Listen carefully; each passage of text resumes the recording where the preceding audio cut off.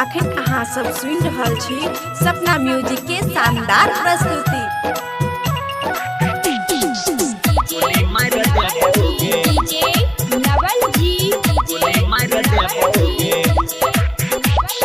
प्यार में जे कोई धोखा दे भी गोली मार देबोगे।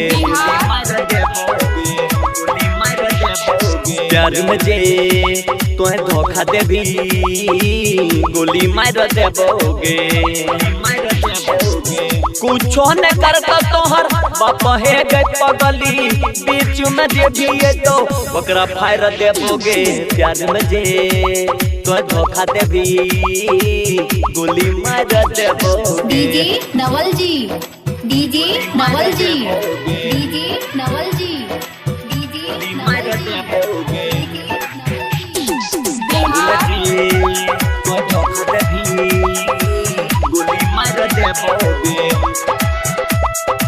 जय भी जे छोड़ के हमर दिल तोड़ के बिह दिना गोली मारबो 4 बजे भोर के।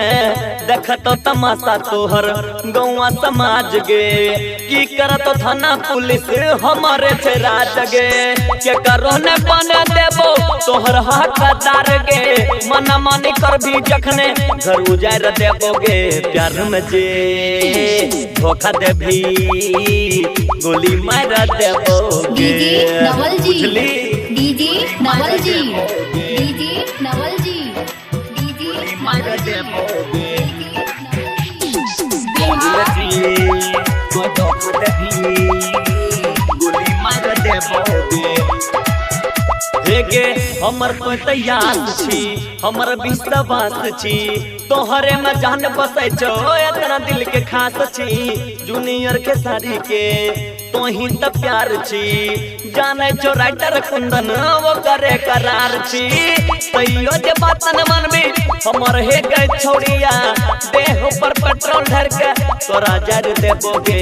प्यार में जे धोखा दे भी गोली मार देबोगे। कुछो न कर तो तोहर बाप है गए पगली बीच में जे भी है तो ओकरा फायर देबोगे। प्यार में जे धोखा दे भी गोली मार देबोगे। गोली मार दे